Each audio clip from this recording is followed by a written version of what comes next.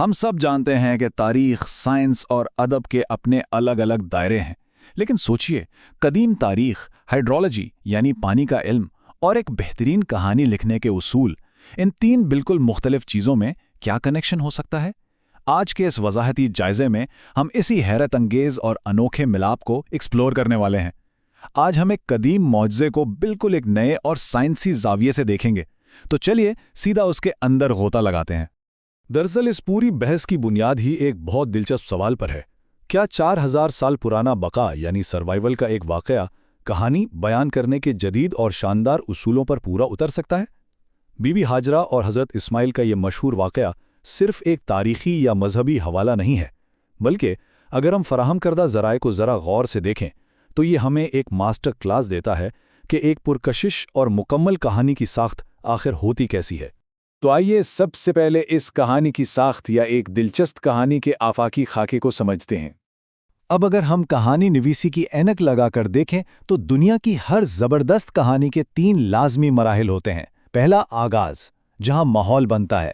دوسرا وسط یعنی کلائمیکس، جہاں ٹینشن اور کشمکش اپنے عروج پر ہوتی ہے۔ اور تیسرا انجام، جہاں اس کشمکش کا کوئی نہ کوئی حل سامنے آتا ہے۔ ہم اس پورے تاریخی واقعے کو بالکل اسی فریم ورک میں رکھ کر دیکھنے والے ہیں۔ آغاز کرتے ہیں صحرائی منظر کشی سے، یعنی منظر نگاری اور تضاد یا کانٹراسٹ کی طاقت سے۔ کہانی میں آغاز کی اہمیت بہت زیادہ ہوتی ہے کیونکہ یہ آگے کا راستہ طے کرتا ہے۔ اسماعیل کے نام کا ہی مطلب دیکھ لیں، اس کا لغوی معنی ہے خدا سنتا ہے۔ یہ نام کہانی کے بالکل شروع میں ہی ایک واضح تھیم سیٹ کر دیتا ہے، ایک الہامی وعدے اور غیبی مدد کا۔ یہ ایک ایسا شاندار آغاز ہے جو فوراً ذہن نشین کروا دیتا ہے کہ آگے چل کر کچھ نہ کچھ غیر معمولی ضرور ہونے والا ہے۔ اور یہاں آتی ہے منظر نگاری میں تضاد کی اصل طاقت۔ ایک طرف قدیم مکہ کا بالکل بنجر، سورج کی تپش سے جھلسا ہوا، پانی کی ایک بوند سے محروم صحرا، اور دوسری طرف ایک کبھی نہ ختم ہونے والا زندگی بخش چشمہ۔ حضرت ابراہیم کا بی بی ہاجرہ اور ننھے اسماعیل کو اس بیاب و گیا وادی میں تنہا چھوڑ جانا۔ اصل میں یہ وہ پوائنٹ ہے جہاں کہانی کا سب سے بڑا سسپنس اور کشمکش جنم لیتی ہے۔ اس کے بعد آتا ہے کہانی کا عروج یا وسط، پانی کی تلاش اور ایکشن۔ اب یہاں کشمکش اپنے بالکل عروج پر ہے۔ ایکشن اس ٹینشن کو کیسے بڑھاتا ہے؟ ذرا سوچئے، ایک ماں اپنے پیاسے بچے کے لیے پانی کی تلاش میں بےتاب ہو کر صفا اور مروہ کی پہاڑیوں کے درمیان مسلسل 7 چکر لگاتی ہیں۔ یہ کوئی عام بھاگ دوڑ نہیں ہے۔ کہانی کی ساخت کے لحاظ سے یہ وہ کلائمیکس ہے جہاں امید اور مایوسی کے درمیان ایک شدید قسم کی جنگ لڑی جا رہی ہوتی ہے۔ اور پھر اچانک کلائمیکس ٹوٹتا ہے، پانی زمین سے ابل پڑتا ہے۔ لفظ زمزم، جس کا مطلب ہے رک جا، دراصل وہ فوری اور بے تابانہ پکار تھی جو بی بی ہاجرہ نے اس بے قابو ابلتے ہوئے چشمے کو روکنے کے لیے دی۔ یہ صرف پانی کے ایک چشمے کا نام نہیں رہا، یہ اس پوری کہانی کے سب سے بڑے ٹرننگ پوائنٹ کا عنوان بن گیا۔ ہے نا کمال کی بات؟ دلچسپ بات یہ ہے کہ اس کلائمیکس کی گونج صرف اسلامی تاریخ تک محدود نہیں ہے۔ زبور کے اس اقتباس میں بکہ کی وادی کا ذکر ہے، جو کہ مکہ کا ہی پرانا نام ہے۔ وہاں واضح لکھا ہے کہ اس وادی سے گزرنے والے اسے ایک چشمہ بنا دیتے ہیں۔ یہ ظاہر کرتا ہے کہ اس واقعے کی کشش کتنی آفاقی ہے، اور یہ یہودی اور مسیحی روایات میں بھی پوری شدت کے ساتھ موجود ہے۔ اب آتے ہیں سلسلہ نسب اور اس کی دوبارہ دریافت کی طرف، جہاں کہانی کا مرکزی خیال اپنی شکلیں بدلتا ہے۔ کلائمیکس کے بعد آئیے دیکھتے ہیں کہ اس واقعے کے اثرات نسل در نسل کیسے آگے بڑھے۔ 2000 قبل مسیح میں حضرت اسماعیل کے 12 بیٹے قبائلی سردار بنتے ہیں۔ پھر صدیوں بعد کہانی میں ایک نیا ٹوسٹ آتا ہے۔ جرہم نامی قبیلہ اس کنویں کو ہی چھپا دیتا ہے۔ صدیوں تک کسی کو اس کا پتہ نہیں ہوتا۔ پھر 6 صدی عیسوی میں خوابوں کے ایک سلسلے کے بعد پیغمبر اسلام کے دادا عبد المطلب اسے دوبارہ دریافت کرتے ہیں، یعنی بقا کی وہ ایک کوشش اب ایک بہت بڑی تاریخی میراث میں تبدیل ہو چکی ہے۔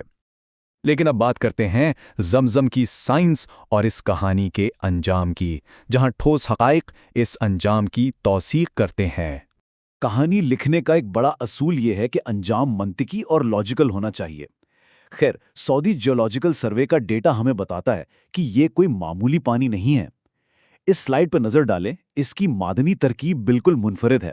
सोडियम, कैल्शियम, मैग्नीशियम और बाइकार्बोनेट्स की एक खास और शानदार मुतवाज़िन मिकदार इसमें मौजूद है। ये नंबर साबित करते हैं कि ये अंजाम कोई ख्याली या जज्बाती बात नहीं, बल्कि एक ठोस तबई हकीकत है।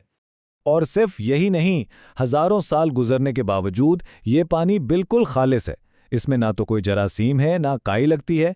इसका अल्कलाइन पीएच लेवल 7.9 से 8.0 के दरमियान है। और जैसा कि तहकीक ने साबित किया है, ये खुलियों यानी सेल्स के लेवल पर एनर्जी बढ़ाता है और हड्डियों की बेहतरीन नशोनुमा में मदद करता है। ये अपने आप में एक लाजवाब एंजाम की मुकम्मल साइंटिफिक वैलिडेशन है। अब जरा इस नंबर पर गौर कीजिए, 35 यानी 35 मीटर। ये कोई छोटी गहराई नहीं है। माहिरीन आर्जियात वाजे करते हैं कि ये कुआं 35 मीटर गहरा है और ये ज़मीन के उन हिस्सों से जुड़ा हुआ है जो लगातार और खुद ब खुद पानी से भरते रहते हैं। इसीलिए ये कभी खुश्क नहीं होता। लेकिन सबसे ज़्यादा हैरान करने वाला आदत तो ये है, 8000 मॉडर्न पंपिंग टेस्ट के मुताबिक इस कुएं से हर 1 सेकंड में 8000 लीटर पानी निकाला जा सकता है, और वो भी इसकी सतह को मुस्तकिल तौर पे कम किए बिना। ये अर्जियाती हकीकत इस पुराने मौजज़े की अज़मत को सच में एक नए एंगल से पेश करती है। खुलासा ये है कि ये एक लाजवाल विरसा है, वो मकाम जहां अदब, तारीख़ और साइंस तीनों आपस में मिल जाते हैं। तो आखिर में सोचने का एक मकाम है। हमने देखा कि कैसे एक सहराई सफ़र का आगाज़ होता है, कशमकश अपने उरूज पर जाती है और एक चश्मे की सूरत में इसका अंजाम होता है। लेकिन सवाल यह है, क्या कहानी के इस फ्रेमवर्क और साइंस को समझ लेने से उस पानी के मुसलसल बहाव का वो मौजज़ाती एहसास किसी भी तरह कम हो जाता है, या फिर ये सब समझने के बाद उसकी वुसात और उसका जादू हमें और भी ज़्यादा हैरत में डाल देता है? ये दरअसल वो दिलचस्प और गहरा ख्याल है जिस पर वाकई गौर किया जा सकता है। इस वजाहती जायज़े में हमारे साथ शामिल होने का बहुत शुक्रिया।